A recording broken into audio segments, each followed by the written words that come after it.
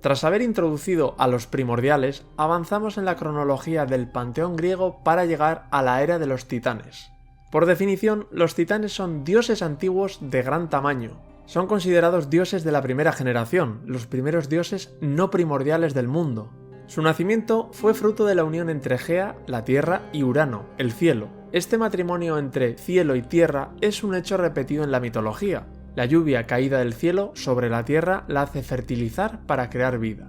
De esta vida inicial nacerían los titanes. La palabra titán, tal y como la escribe Hesíodo, podría traducirse como vengados. Fue Urano quien los llamó de esta forma para recordarles que su terrible acto de rebeldía hacia él, su padre, acabaría en castigo tras la venganza que llevarían a cabo los dioses olímpicos.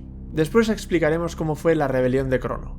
Los titanes fueron 12, aunque también pueden considerarse con este nombre únicamente a los varones y como titánides a las mujeres. Vamos a explicar el orden de su nacimiento y lo que se conoce de cada uno de ellos, que en algunos casos es más bien poco. El primero en nacer fue Océano, el llamado de profundas corrientes. Es el titán que representa al océano del mundo y que para Homero era el origen de los dioses al ser la deidad que recubría el mundo heroico del poeta. Habitualmente es representado con un aspecto mitad humano, mitad pez, y su posición fue habitualmente contraria a la de Crono. Ceo es considerado el titán asociado a la inteligencia, y no porque algún autor así lo refleje, sino por el significado que deriva de su nombre. Poco se ha escrito sobre él, aunque su descendencia junto a su hermana, la titánide Febe, traerá grandes dioses al panteón. Crío, el asociado al carnero, es otro gran desconocido de la mitología. Fue de los pocos titanes que no se unió a ninguna de las titánides y de esta manera escogió a Euribia, la vasta violencia, deidad marina que nacería tiempo después. Será abuelo de los vientos y de la diosa Hécate. Hiperión significa el que va por encima de la tierra y tiene sentido ya que junto a su hermana, la titánide Tea, será padre del sol, de la luna y el alba. Más allá de esto, Hiperión juega un papel escaso en la mitología. Autores posteriores le intentarían dar la atribución de ser el primero en entender el movimiento de las estrellas. Jápeto es otro de los titanes que no se unió a una de sus hermanas. Lo hizo según Hesíodo con la oceánide Clímene y según Apolodoro a la oceánide Asia. Jápeto está asociado al concepto de la vida terrenal, por ser padre de los Japétidas o Japetónidas, entre los que se encontraba Prometeo, que tanto contribuyó al desarrollo de la vida humana. Tea o Tía, conocido como la divina o la de amplio brillo, será la madre de deidades asociadas al éter y al cielo junto a su hermano, el titán Hiperión. Ellos serían Helios, la personificación del sol, Selene, la personificación de la luna, y Eos, la personificación del alba. Rea es conocida por ser la madre universal de la mitología griega, al dar a luz tiempo después a la primera generación de dioses olímpicos junto a su hermano Crono. Es llamada la de hermosos cabellos y aquella que recogería la figura de Gran Madre tras Gea. Temis es llamada la brillante, ella es la personificación de la justicia y la equidad. Es representada habitualmente con los ojos vendados y portando una balanza y una espada. Ella se convertirá en la segunda esposa de Zeus. Mnemósine es la personificación de la memoria, conocida como la señora de las colinas de Eleuter, el olvido de males y remedio de preocupaciones. Se uniría tiempo después a Zeus, lejos de los inmortales, durante 9 noches, y cuando pasaron los meses, nacerían las musas, las 9 jóvenes que adoran las fiestas y el canto. Febe es llamado la brillante o de áurea corona. Es una titánide de la que sabemos muy poco en mitología y cuya relevancia está en su descendencia. De su futura unión con su hermano Ceo nacería Leto, la futura madre de los mellizos Apolo y Artemisa, y también Asteria, la futura madre de la diosa Hécate. Tetis, la amable o la de tobillos de plata, es la titánide que representa la fecundidad femenina del mar. Junto a su hermano y marido Océano, más adelante tendría la mayor descendencia de toda la mitología griega. Habitualmente es confundida con otra famosa Tetis, la Nereida, madre del héroe Aquiles. Y por último tenemos a Crono, el astuto y temible, también llamado de mente retorcida, el titán que simboliza el tiempo humano a través de las cosechas, las estaciones y el calendario, padre junto a su hermana Rea de la primera generación de olímpicos y protagonista del alzamiento de los titanes durante la presente era. Tras el nacimiento de los titanes y titánides, nuevos hijos nacerían de la unión de Urano y Gea, los cíclopes de soberbio espíritu, semejantes a los titanes en tamaño y poder, pero que contaban con un único ojo. se les describe como seres violentos de gran fuerza y habilidad. Sus nombres y significado serían los siguientes: Brontes, el trueno; Arges, el rayo; y Estéropes, el relámpago.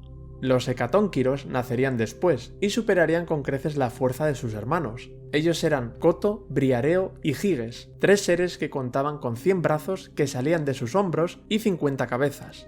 Por culpa de este aspecto monstruoso, se decía que era mejor evitar nombrarlos, ya que antiguamente se pensaba que mencionar una palabra terminaba atrayéndola. Según Apolodoro, el orden de nacimiento sería inverso, es decir, primero nacerían los hecatónquiros, después los cíclopes y por último los titanes y titánides.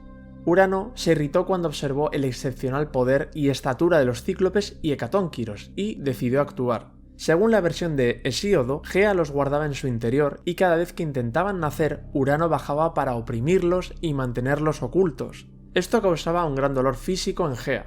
Según Apolodoro, Urano los ató con fuertes cadenas y les hizo habitar bajo la tierra, en el lugar más remoto, el Tártaro.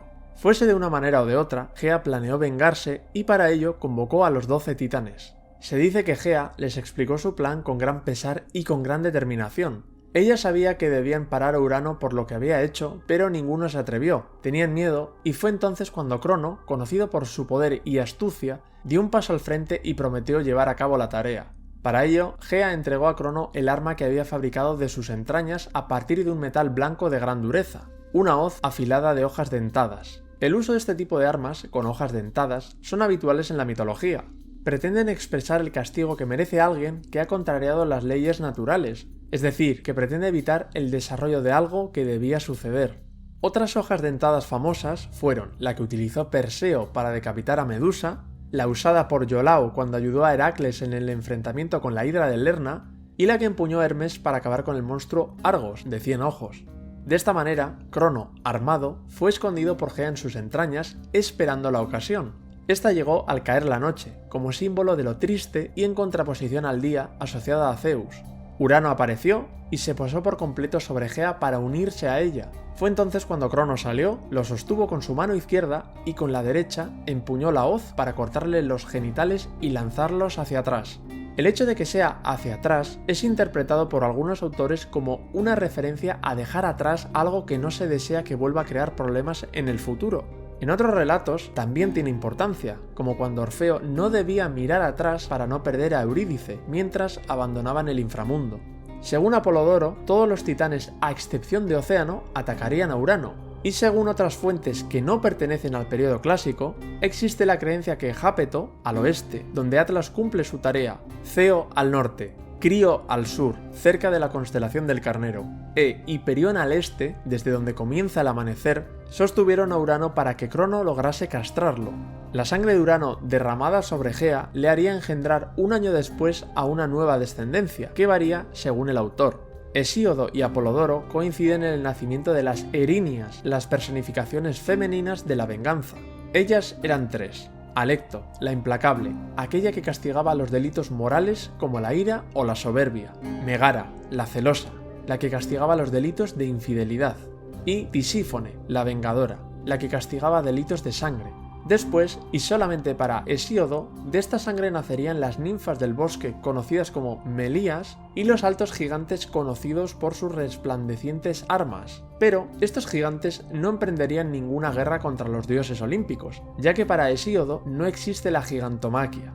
En cambio, Apolodoro no menciona ahora a los gigantes porque él los ubica después de que los olímpicos tomen el control del cielo. En esta versión nacerían únicamente de Gea como protesta ante el encierro de los titanes en el Tártaro y entonces daría comienzo la gigantomaquia. En cuanto a los genitales de Urano, estos cayeron sobre el Ponto, el mar, y lo hicieron en un momento de gran oleaje. De la espuma blanca de ellos surgió una mujer adulta, la diosa Afrodita. Afrodita está asociada a la belleza, el amor, al deseo y al sexo. La corriente la hizo navegar hasta la isla de Cítera, y de allí marchó a Chipre, donde se dice que salió del mar y con cada paso que daba la hierba crecía, una alusión a la fecundidad asociada al sexo del que Afrodita era diosa. Fue desde el momento de su nacimiento que Eros la acompañó, y también Hímero, la personificación del deseo sexual. Este último dios, según Hesíodo, no formaba parte de los hijos de Afrodita con Ares, de hecho tampoco se explica cómo nació, pero seguramente fue engendrado por el propio Eros. Afrodita permanecería junto a ellos en Chipre hasta el momento de unirse a los dioses olímpicos. Por este motivo, esta zona del Mediterráneo ha sido un lugar habitual de encuentros entre dioses y mortales. Según esto, Afrodita sería hermanastra de Crono y Rea, los abuelos de Ares, el amante más característico de la diosa del amor, y esto convertiría a Afrodita en la tía abuela de Ares.